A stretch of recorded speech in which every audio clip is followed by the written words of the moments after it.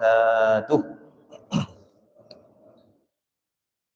Alhamdulillah, alhamdulillahilladzi hadana lihadza wa ma kunna linahtadiya an hadanallah.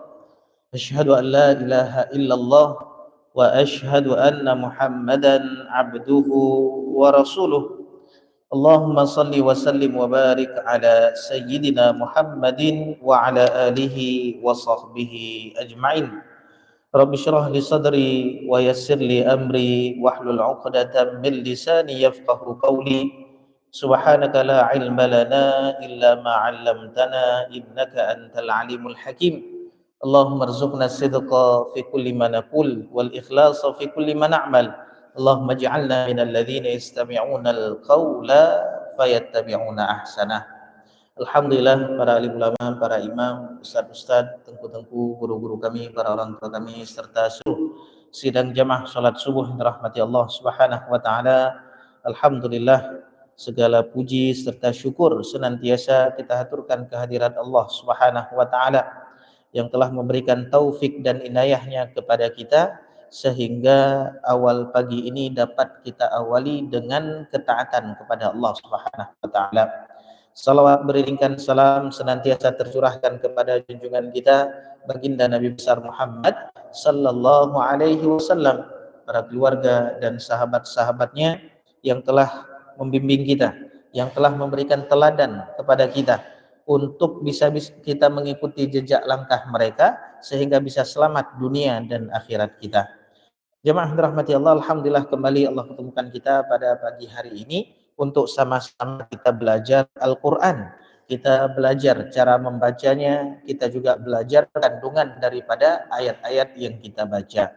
Dan jemaah dirahmati Allah, alhamdulillah kita sudah masuk ke dalam penghujung daripada surah Al-Qiyamah.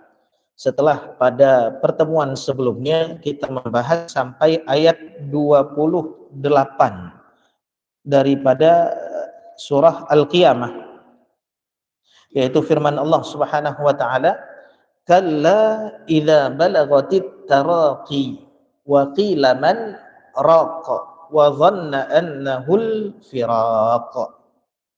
Idza balagatit taraqi, di sini cerita atau Allah Subhanahu wa taala memberitahukan tentang sesuatu yang mesti akan kita hadapi, setiap daripada kita. Bahkan bukan hanya manusia saja, binatang pun demikian. Kullu nafsin dha'iqatul maut. Setiap yang bernyawa itu pasti merasakan yang namanya kematian. Bahkan baginda Rasulullah sallallahu alaihi wasallam juga mengingatkan kita tentang sakratul maut ini. Baginda Rasulullah sallallahu alaihi wasallam sebelum meninggal, kata terakhir di antara kata-kata terakhir yang beliau sebutkan yaitu apa? Innalil mauti lasakarat. Sesungguhnya dalam kematian itu betul-betul ada yang namanya sakaratul maut. Itu betul-betul berat, sangat berat. Rasulullah meminta agar dihadirkan air, dibawa air. Rasulullah memasukkan tangannya ke dalam air, mengusap wajahnya, memasukkan lagi, mengusap wajahnya. Itu betul-betul berat ketika sakaratul maut. Dan setiap daripada kita akan menghadapinya. Wajaat sakratul mauti bil haqq, kata Allah Subhanahu wa taala di dalam Al-Qur'an. Dan jemaah dirahmati Allah, enaknya ketika sakratul maut atau mudahnya dalam sakratul maut atau tidak mudah dalam sakratul maut bukan tanda berarti seseorang husnul khatimah atau tidak. Nah, intinya apa? Bagi orang yang beriman, apapun keadaannya adalah baik ketika dia meninggal. Dan bagi orang yang tidak beriman, apapun keadaannya adalah buruk ketika dia meninggal. Walaupun secara zahir kita lihat, kok orang yang tidak beriman enak-enak saja dia sakratul maut, senyum-senyum. Kita lihat ada orang yang beriman kok berat betul sakratul mautnya. Sebagaimana yang disebutkan oleh Sayyidah Aisyah radhiyallahu anha ketika melihat bagaimana baginda Rasulullah sallallahu alaihi wasallam sakratul mautnya betul-betul berat. Sangat berat sakratul maut baginda Rasulullah. Rupanya apa? Di antara sebabnya kata ulama, Allah ingin menyempurnakan kemuliaan seseorang dengan diberikan beratnya sakratul maut. Kenapa? Dengan beratnya ujian tersebut, maka tinggilah kedudukan seseorang nanti di sisi Allah Subhanahu wa Ta'ala. Maka berat sakratul maut bagi orang yang beriman merupakan penggugur dosa-dosa. Kalau nggak punya dosa bagaimana? Kalau dosanya nggak banyak, maka sesungguhnya itu adalah penyempurnaan kemuliaan yang Allah akan berikan kepada orang tersebut. Annal abda idza sabaqat lahu manzilah indallah, kalau seorang hamba punya kedudukan yang tinggi di sisi Allah, maka apa yang Allah berikan kepada hamba tersebut? Allah berikan musibah, Allah berikan ujian, dan di antara ujian yang berat yaitu apa? Sakratul maut. Nah, semua daripada kita akan melewati sakratul maut ini.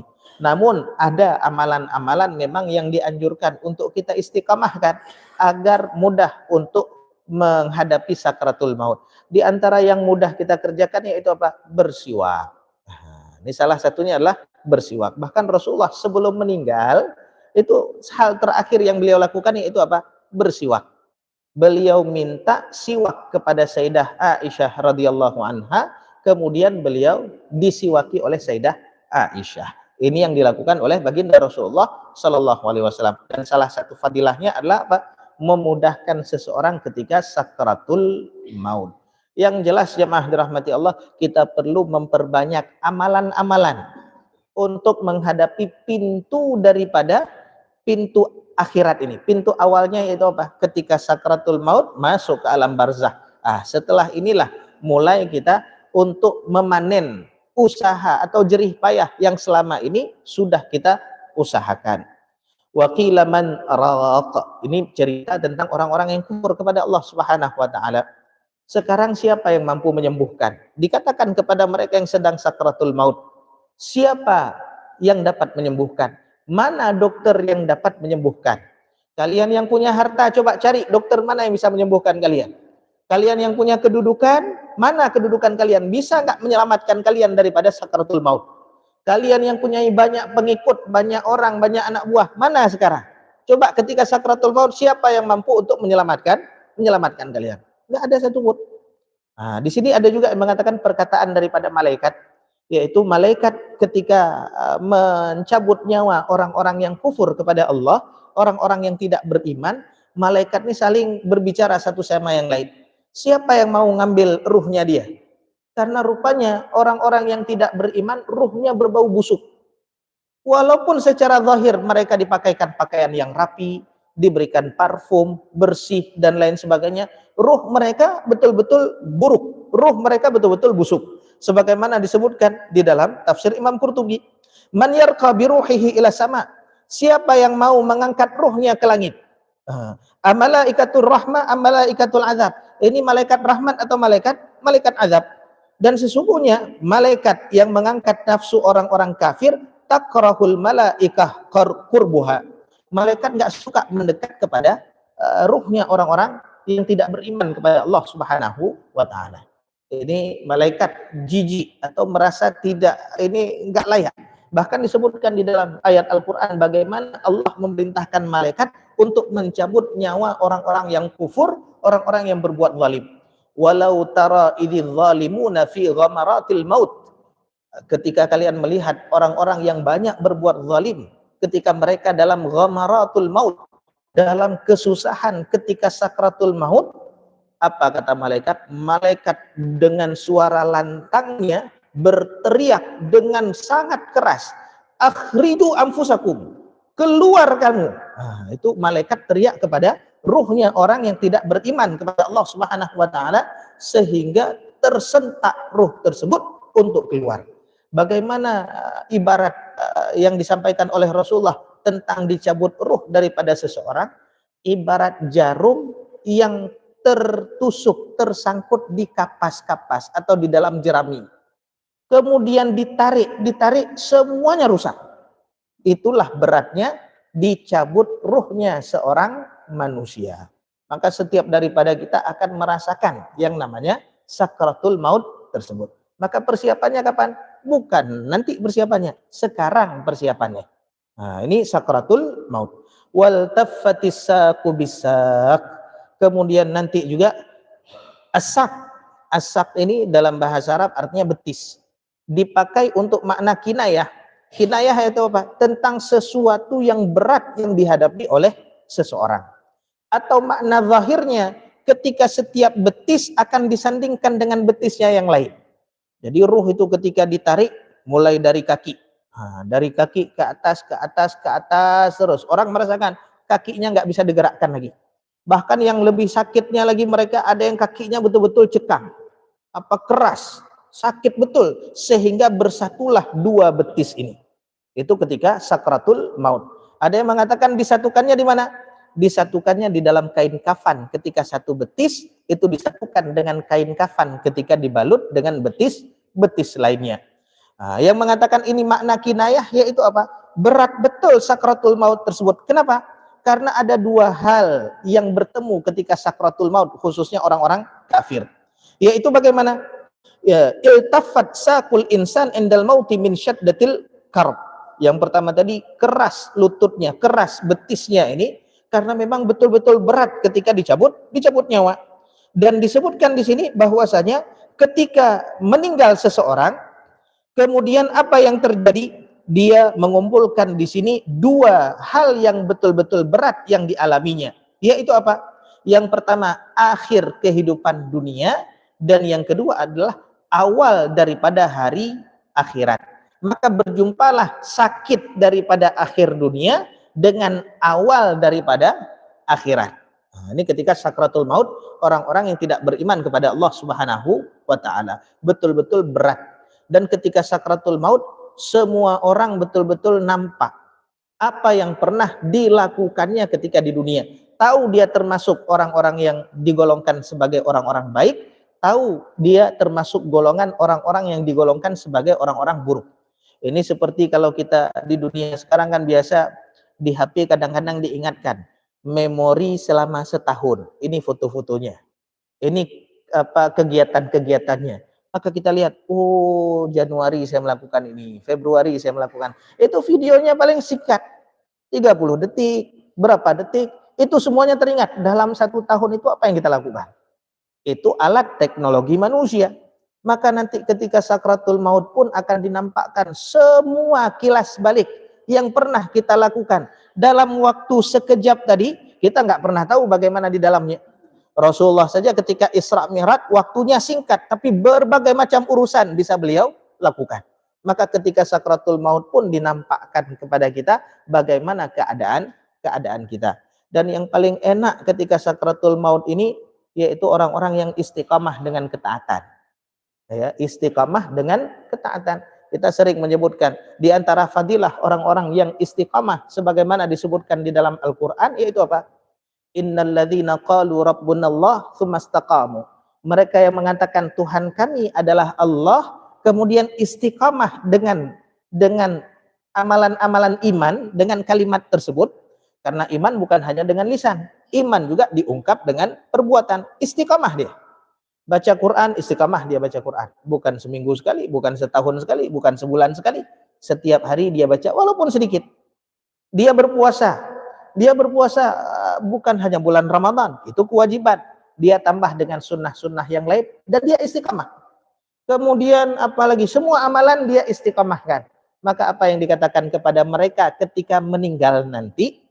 Wa innalladzina qalu rabbunallah tsumastaqamu tatanazzalu alaihimul malaikah. Akan turun malaikat berbondong-bondong, ramai malaikat turun kepadanya. Kapan? Para ulama tafsir menyebutkan, semua rata-rata ulama tafsir menyebutkan ketika paling sulit yang dihadapi oleh orang tersebut, yaitu ketika sakratul maut. Dihibur oleh malaikat. Datang malaikat. Kemudian datang malaikat, kita aja sakit dijenguk sama orang, tenang, senang kita. Walaupun kadang-kadang yang jenguk itu bohong. Alah sakit dikit, besok pun sembuh nih. Padahal kita yang sakit betul-betul berat. Tapi gara-gara kata-kata tersebut pun yang dihibur kita, senang kita. Kalau sakit nggak ada yang jenguk, sendiri kita, Masya Allah berat betul. Terasa dulu waktu masa COVID, udah sakit sendiri, nggak tahu kemana, nggak ada orang datang, kasih makan pun cuman disodorkan di depan pintu. Itu bagaimana keadaannya, stres. Ini rupanya orang-orang yang istiqomah dengan amalan, yang datang adalah makhluk mulia yang pernah Allah ciptakan, para malaikat. Datang malaikat, kemudian menghibur orang-orang yang mau sakratul maut. Apa kata malaikat? Malaikat mengatakan, tatanazzalu alaihimul malaikatu alla takhafu wala tahzanu.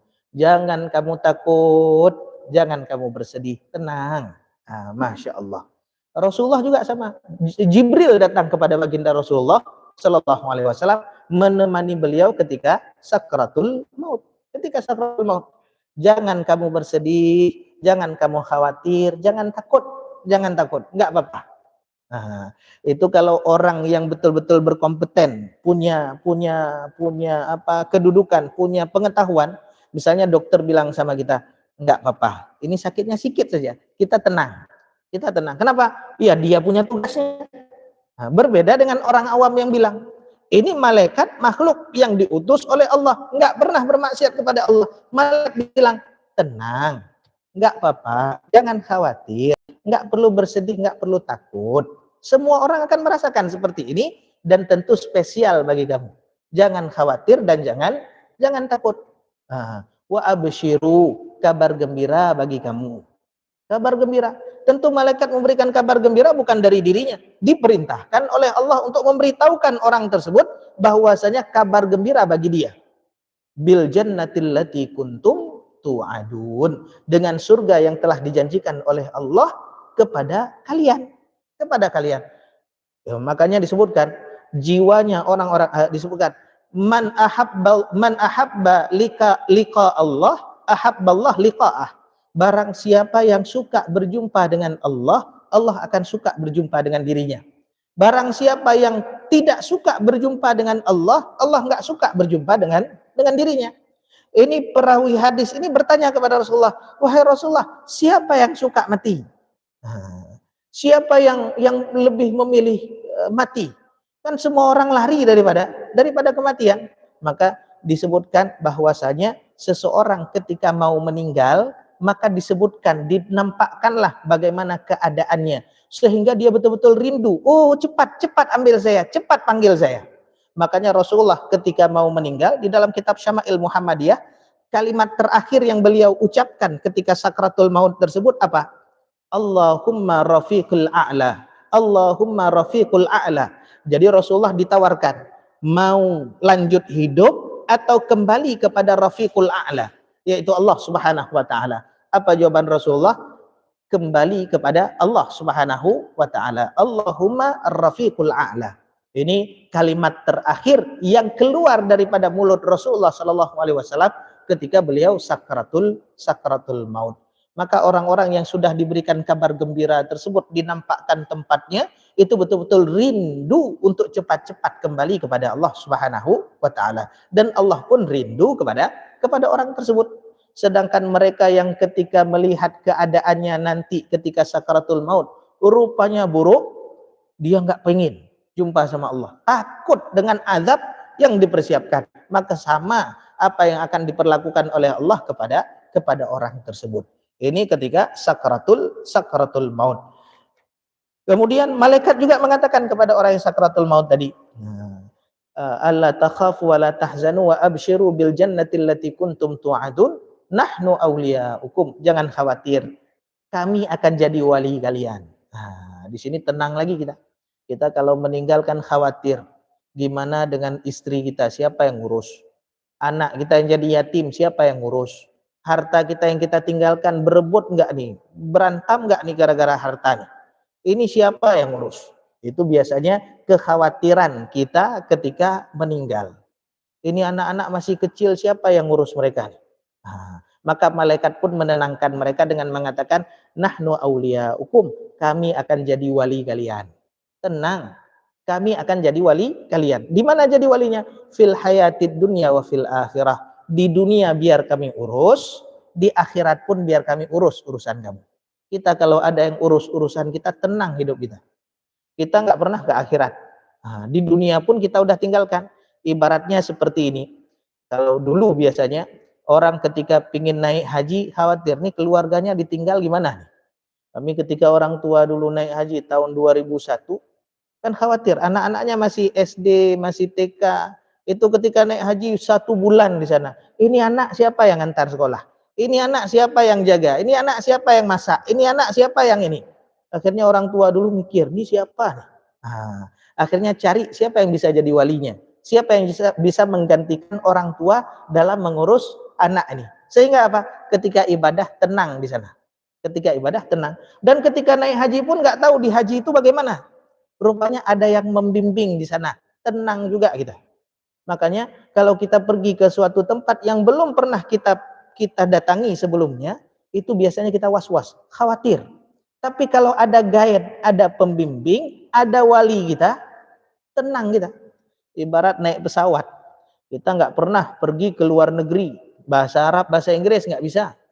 Nggak pernah ke luar negeri, bahasa Arab, bahasa Inggris nggak bisa. Di luar negeri lama pula. Tempat tinggal nggak tahu di mana, semuanya nggak tahu di mana, naik pesawat pun nggak pernah. Itu gimana keadaan kita? Itu khawatir kita, apalagi perginya sendiri. Jangankan itu, orang yang sering bolak-balik saja, pergi sendiri kadang-kadang khawatir. Saya pernah transit dari Sudan, transit di Saudi, 8 jam sendiri, bawa koper, bawa lain nih, kalau tidur koper diambil, kayak mana? Ini kalau 7 jam ngapain nih di bandara? Duduk-duduk saja.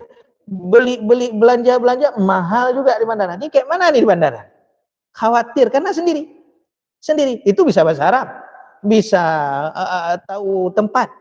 Ini kalau sendiri kan khawatir kita di tempat yang memang nggak pernah kita datangi. Maka orang-orang tersebut, orang-orang yang istiqamah tadi ada guide-nya. Istilahnya, tenang Bapak, tiket biar saya beli. Tenang Bapak, saya check in nanti. Bapak istirahat aja. Tenang Bapak, nanti tempat duduknya saya yang cari. Nanti di mana saya suruh duduk, Bapak duduk di situ.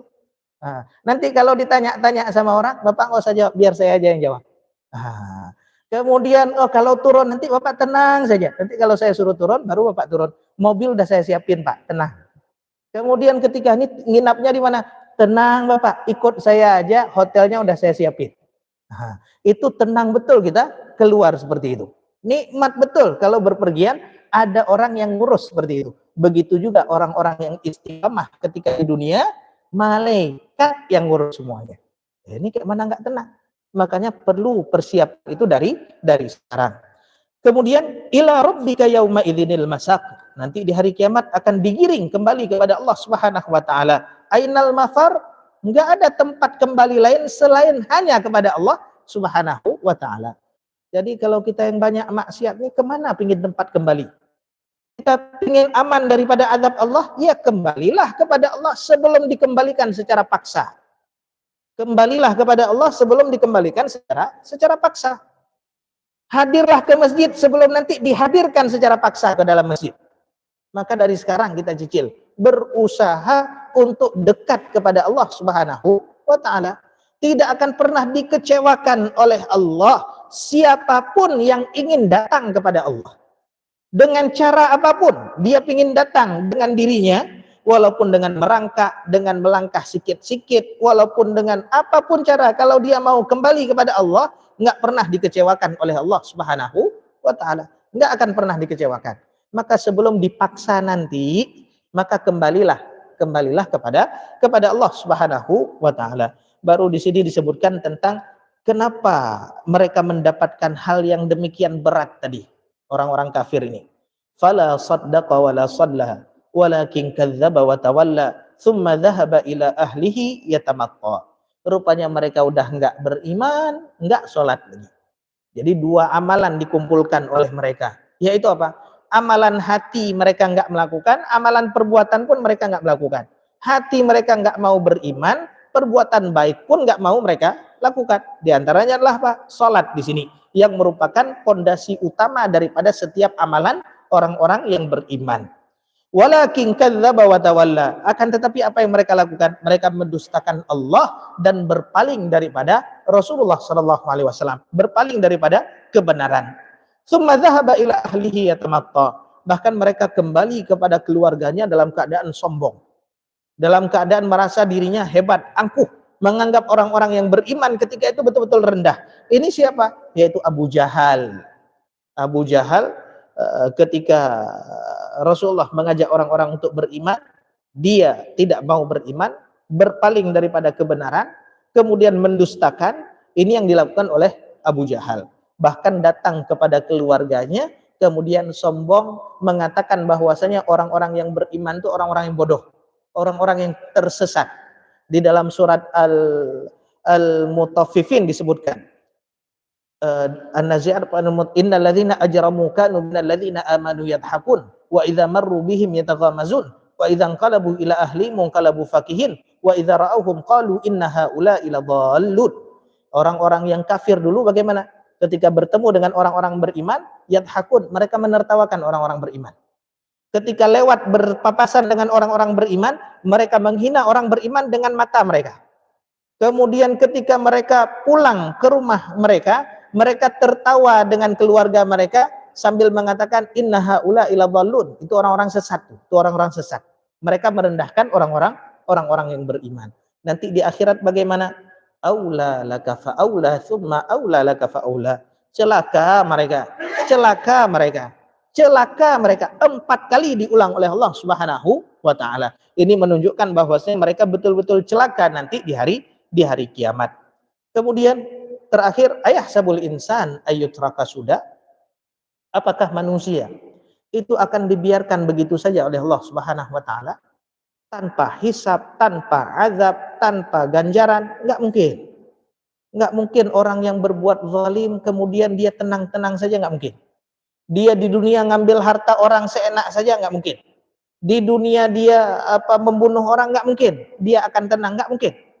Karena setiap yang nggak selesai di dunia akan diselesaikan oleh Allah nanti di akhirat. Maka di dunia jangan pernah bangga mendapatkan sesuatu yang bukan hak kita. Nanti di akhirat akan dicabut hak tersebut. Dan jangan pernah merasa rugi ketika di dunia hak kita nggak diberikan. Karena di akhirat akan disempurnakan oleh Allah Subhanahu wa ta'ala. Sabar saja.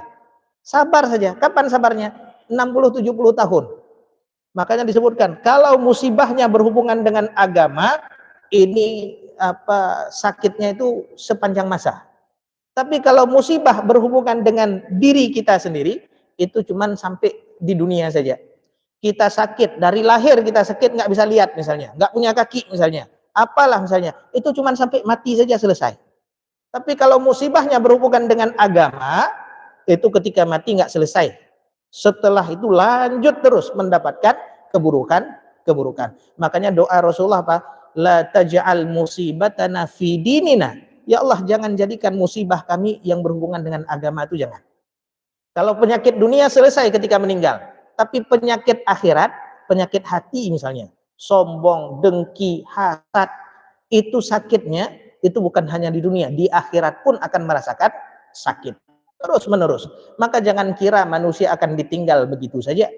Kita biasanya double standar.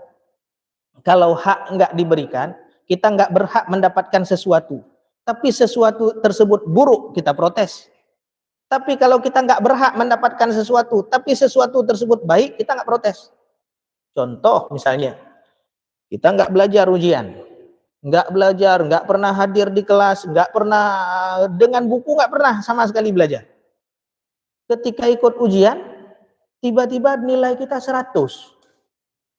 Ada yang datang protes ke guru, Bu, kenapa nilai saya 100? Saya kan nggak belajar, saya kan nggak jawab ketika ujian. Nggak ada yang protes. Tapi ketika kita udah belajar, serius kita belajar, kita jawab betul-betul yakin betul, tiba-tiba nilainya cuma 50 misalnya. Itu protes kita. Bu, kenapa saya dapat 50 nih? Saya udah belajar, coba saya lihat mana kertas saya. Itu mati-matian kita tuntut hak kita. Nah, padahal dua-duanya nggak berhak. Satu nggak berhak karena dia udah berusaha, satu juga udah berhak karena sebenarnya dia belum berusaha. Ada orang yang kerja biasa-biasa saja, tiba-tiba dikasih gaji besar, itu nggak protes. Nggak protes. Ya, alhamdulillah, syukur kepada Allah. Tapi ketika kerja nggak diberikan haknya, itu cepat kali protes. Nah, makanya disebutkan innal insan khuliqa halu'a, idza massahu syarru jazu'a, wa idza massahu khairu manu'a illal musallin. Itulah sifat manusia yang kalau dapat baik nggak protes-protes, tapi kalau dapat buruk cepat kali protesnya. Nah, makanya kita bagaimana? Sabar aja, sabar aja. Ustadz sabar-sabar aja, dia enak kali. Ya, itulah kata Rasulullah. Memang stok sabar kita di dunia ini harus banyak, karena memang dunia ini tempat ujian, tempat kita diuji oleh Allah Subhanahu wa taala. Maka jangan kira manusia itu akan ditinggal begitu saja, enggak. Ada perhitungannya oleh Allah Subhanahu wa taala. Ahasiban nas ayyutraku ayyaqulu amanna wa hum la yuftanun? Apakah manusia mengira mereka akan ditinggal begitu saja tanpa ujian? Sungguh kami telah menguji orang-orang sebelum kalian. Alam yakun nutfatan min maniyyin yumna thumma kana 'alaqatan fa khalaqa fa sawwa faja'ala minhu az-zawjayn adh-dhakara wal untha. Di sini Allah menyebutkan tentang kemahakuasaan Allah Subhanahu wa taala. Hal yang mereka tidak percaya yaitu apa? Mereka dibangkitkan. Sebagaimana di awal surat Al-Qiyamah, mereka enggak percaya Allah mampu menghidupkan manusia setelah hancur lebur. Maka di sini Allah beritahukan kepada kita tentang kuasanya Allah menciptakan kita dari sesuatu yang tidak ada. Alam yakun nutfah, bukankah kamu dulunya adalah air, yang dari air tersebut, air yang terpancar tadi, tsumma kana 'alaqah, kami ubah air tersebut menjadi darah. Dan dari darah tersebut kami ciptakan kalian, kami tentukan takdir kalian, kami sempurnakan wujud kalian. Kok bisa dari air tersebut berubahnya jadi manusia? Kenapa enggak dari air tersebut berubahnya bukan manusia? Kenapa berubahnya? Siapa yang ngatur demikian? Allah Subhanahu wa taala. Kita enggak bisa ngatur diri kita sendiri, enggak bisa. Allah yang ngatur dengan sedemikian rupa. Bahkan faja'ala minhu az-zawjaini dzakara wal untha. Kita juga dijadikan berpasang-pasangan. Kemudian Allah bertanya, "Alaisa dzalika biqadirin ala ayyuhyiyal mauta?" Bukankah yang demikian juga itu mampu untuk menghidupkan yang mati? Kita berasal daripada yang mati, nanti pun akan kembali mati, dan ketika mati akan dihidupkan kembali. Dari mana kita berasal? Ya dari sesuatu yang mati, air. Air tersebut dari mana? Oh Ustaz, air tersebut hidup Ustaz. Air tersebut dari mana? Dari tumbuhan, dari hewan. Hewan tersebut ngambil energinya dari mana? Dari tanah. Tanah mati juga. Maka kita berasal dari yang mati, kembali lagi kepada yang mati, dihidupkan dari yang mati nanti juga. Ini kuasa Allah Subhanahu wa taala. Ini surah Al-Qiyamah. Kita ambil tajwidnya. Di kalimat fala saddaqa wala shalla. Ya, saya baca. A'udzu billahi minasy syaithanir rajim. Sama-sama. A'udzu billahi minasy Bismillahirrahmanirrahim.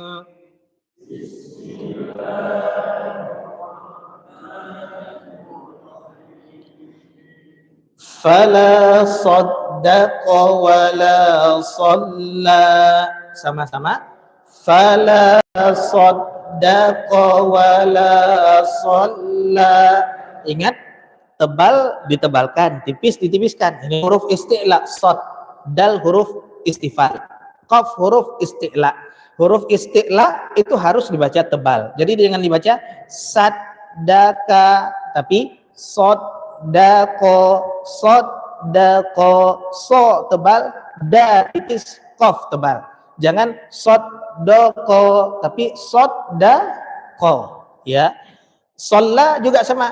Sholla, jangan salla, tapi sholla dibaca tebal. Fala saddaqa wala shalla. Sama-sama. Fala.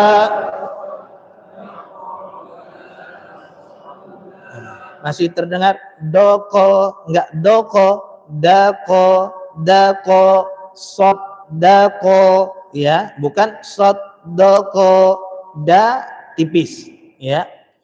Walakin kadzdzaba wa tawalla. Sama-sama.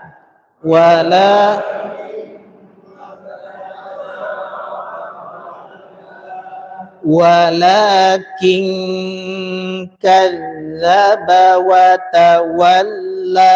Sama-sama.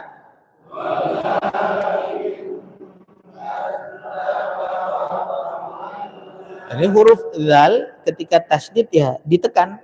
Tapi ingat, huruf zal ini termasuk huruf rakhawah yang suaranya mengalir. Jadi jangan dibaca kadzaba, kadzaba, tapi kadzaba, kadza. Bukan kadza, bukan tertahan suaranya. Dia mengalir. Sama seperti huruf sin. Sin bertasydid kita baca apa? Wassa, assa, bukan assa. Tapi mengalir ya. Ya, minasya, minasya. Ini juga azza, azza, kadzaba, kadzaba. Dia mengalir suaranya. Jangan kita tahan. Jangan kadzaba wa tawalla, kadzaba, enggak. Kadzza, mengalir. Lidahnya di mana? Lidahnya ini harus kena dengan gigi seri atas. Enggak boleh disembunyikan. Contoh, saya akal-akali supaya suaranya mirip tapi lidahnya enggak keluar. Kadzaba, kadzza, saya sembunyiin lidah di belakang gigi seri atas. Ya, kadzaba, enggak, lidah nampak. Ya, ada sebagian yang suaranya mirip, lidahnya disembunyiin di gigi seri atas, di belakang. Itu nggak betul. Ya, walaupun suaranya mirip. Ya, walaupun suaranya mirip. Ini huruf la, lidahnya keluar. Bagaimana kita tahu? Coba kita sukunkan. Nampak. Ya, atau kita tasydidkan. Azza, azza. Nampak lidahnya kena gigi seri atas. Kadang-kadang yang nggak terbiasa nggak keluar lidahnya, nggak keluar, kayak bukan lidah sendiri. Kita suruh nggak mau keluar juga. Ini gimana caranya? Dulu guru kami bilang, Pak, di prakteknya agak ekstrim. Disuruh mana lidah, keluar lidah, keluar lidah, baru tarik sikit-sikit, tarik sikit-sikit, tarik sikit-sikit. Karena memang nggak biasa. Ya, kita baca za di sini sama seperti za. Ini za, keluar lidahnya, ya. Tsumma dhahaba ila ahlihi yatamatta. Sama-sama. Tsumma dhahaba ila ahlihi yatamatta. Tsumma dhahaba ila ahlihi yatamatta. Sama-sama. Tsumma dhahaba ila.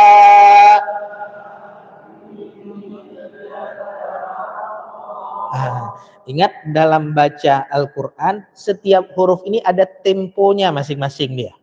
Enggak bisa kapan kita mau cepat-cepat, kalau mau lambat-lambat, pingin tempo di huruf ta pendek saja, nanti ketemu ta di depan temponya agak dipercepat, diperlambat, enggak. Dia durasinya sama. Makanya ada kaidah bagaimana? Wal lafdzu fi nadhirihi kamitslihi. Setiap lafadz yang sama ketika berjumpa juga di depannya sama, ya cara bacanya harus sama. Enggak boleh tiba-tiba cepat di sini durasinya lebih singkat daripada huruf sebelumnya. Enggak. Ada wazannya, ada timbangannya masing-masing. Bukan sesuai dengan irama kita, enggak. Irama itu harus tunduk dengan tajwid. Enggak boleh tajwid tunduk sama irama. Maka silahkan dengan irama-irama apapun dibaca asal sesuai dengan tajwid. Jangan sampai tajwid tunduk kepada irama. Irama ini asing dia nih. Orang luar nih masuk ke dalam bacaan Al-Quran untuk menyempurnakan. Maka untuk menyempurnakan bagaimana? Yang pondasinya jangan dirubah-rubah. Itu sempurna namanya. Ya. Jadi kadang-kadang kita menganggap bacaan orang itu bagus kalau dia punya irama. Yang penting nggak apa tajwid, suaranya bagus, iramanya bagus, itu dibilang udah mantap di imam. Enggak, dia tajwidnya dulu yang paling penting. Ya. Ini summa dengan za sama tempatnya. Ujung lidah dengan ujung gigi seri atas. Sa, si, su, as. Jangan di belakang gigi seri atas. As. Ini saya taruh di belakang gigi seri. Mirip suaranya. As. Ini enggak? As. Lidahnya keluar. Ya, sedikit saja. Aula laka fa aula. Sama-sama.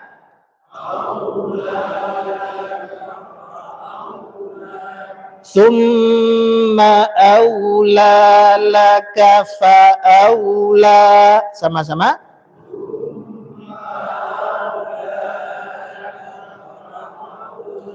Summa aula laka fa aula.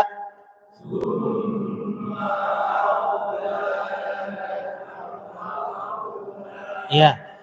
Ayahsabul insanu ayyutraka suda. Sama-sama. Ayahsabul insa.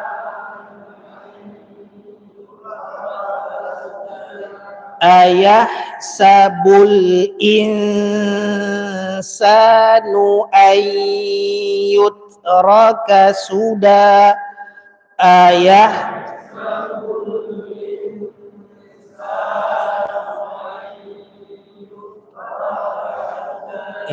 jadi gunnah juga harus disempurnakan.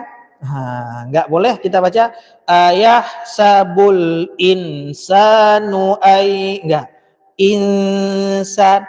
Kalau dalam bacaan Quran wajib hukumnya praktek dengan tajwid. Wajib ini bagaimana? Ya kalau nggak dipraktek dengan tajwid berdosa.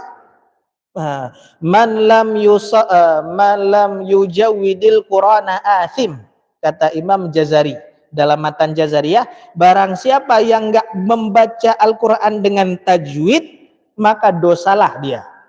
Itu Al-Quran. Berbeda dengan bahasa Arab. Kalau ngomong bahasa Arab nggak pakai tajwid nggak apa-apa. Berdoa nggak pakai tajwid nggak apa-apa, maksudnya nggak menyempurnakan tajwid sebagaimana bacaan Al-Quran. Contoh kita ngomong sama orang, man anta, boleh dalam bahasa sehari-hari. Tapi ketika kalimat anta itu di dalam Al-Quran harus ada gunnah. Anta, misalnya huwal insan, kita ngomong sehari-hari, dia manusia, misal, ya, ainal insan, mana orang-orang, mana manusia, itu boleh kalau dalam bahasa sehari-hari. Tapi ketika insannya di dalam Al-Quran, kita baca Al-Quran harus praktek dengan tajwid. Nggak boleh insan mana ayahsabul insan, nggak, insan harus dengan ikhfa, di situ ada gunnahnya. Ini kekhususan Al-Quran daripada bahasa Arab yang lain selain daripada Al-Quran. Kemudian selanjutnya, alam yakunu nutfatan min maniyyin yumna. Sama-sama.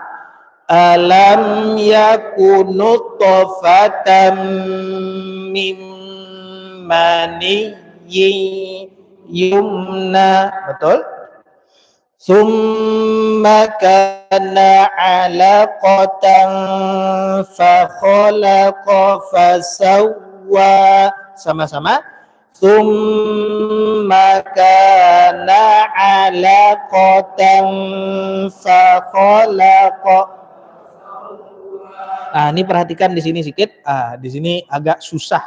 Kenapa tebal tipis alaqatan fa khalaqa enggak dibaca fa khalaqa atau fa khalaqa, tapi fa khalaqa, tipis tebal ya. Summa kana alaqatan fa khalaqa fa sawwa. Sama-sama. Summa kana.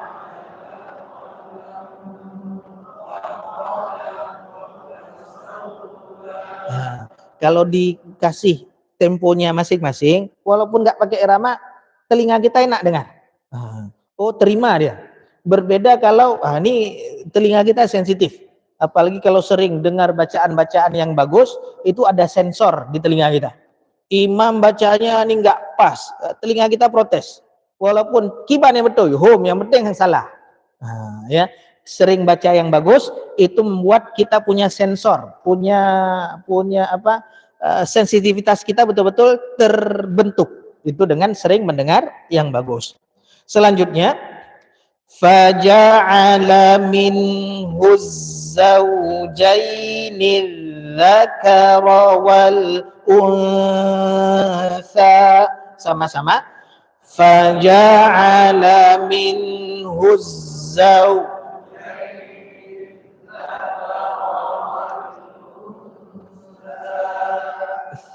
jangan sa nah, ya. Terakhir alaysa dzalika biqadirin ala ayyuhyiyal mauta. Sama-sama alai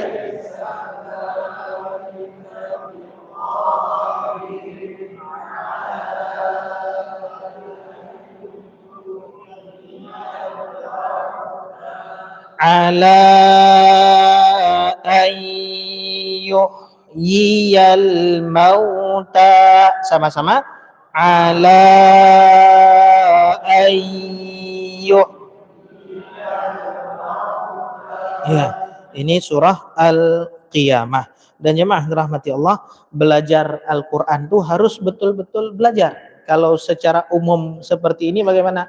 Nggak nampak yang salahnya, nggak nampak. Semuanya betul. Nah, ini ketika setoran, ketika baca satu per satu baru nampak. Ada yang masih kenal huruf, ada yang belum kenal. Ada yang gunnahnya belum pas, ada yang makhrajnya, sifatnya macam-macam kesalahan. Ya, ini kita manfaatkan waktu kita. Seminggu sekali nggak apa-apa juga. Ya, yang penting harus punya tekad untuk bisa baca Al-Quran. Kenapa? Tiap tahun kita baca Quran. Tiap Ramadan khatam. Tapi kan kita nggak tahu cara bacanya kadang-kadang. Belum lagi yang di atas. Ila rabbika yauma idzin al-masak. Itu bagaimana bacanya? Nah, itu rupanya pakai nun wiqayah atau nun iwad. Jadi dibaca bukan yauma idzinal yauma idzinil masak. Oh, Ustaz, mana nunnya? Enggak ada nun di situ. Kalau kita enggak pernah belajar, gimana kita khatam Quran tiap tahun baca seperti ini? Berarti kan bacanya ila rabbika di ayat berapa? Ayat 30. Nah, ayat 30 dibaca ila rabbika yauma idzinil, bukan yauma idzin masak. Ya, itu harus belajar Al-Quran. Baik, ini saja. Silakan Bang Peti sini.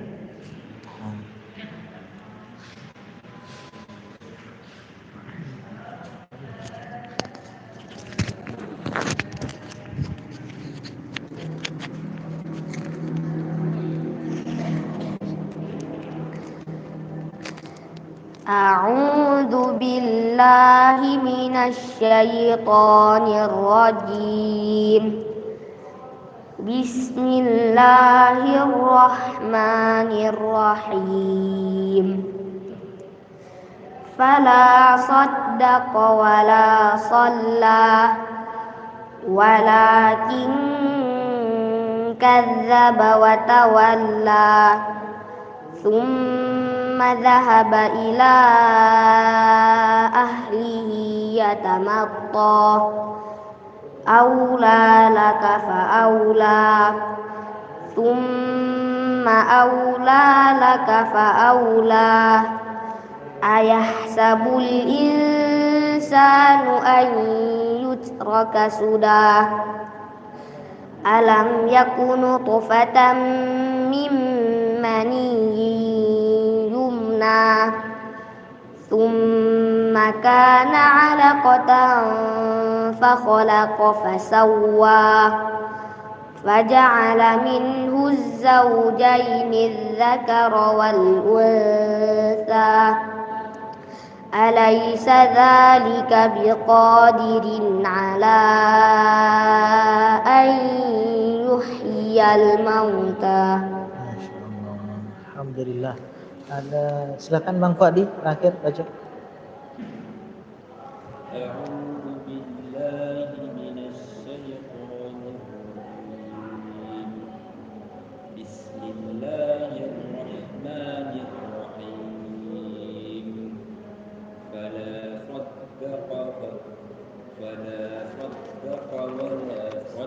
Saddaqa, enggak, saddaqa.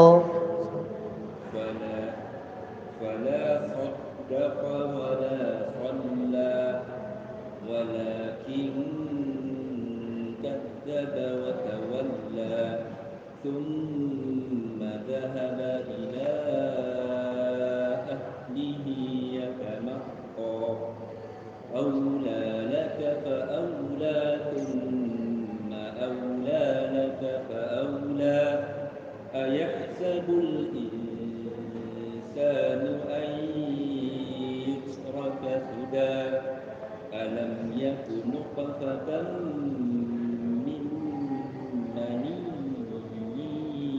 يمنى Mim maniyyin yumna. ألم يك نطفة من مني Maniyyin maniyyin من مني يمنى ثم كان alaqatan ثم كان علقة فخلق فسوى فجعل منه الزوجين الذكر والأنثى أليس ذلك بقادر على أن يحيي الموتى. Nah, ada yang perlu diperhatikan namanya itmamul harokat, menyempurnakan harokat.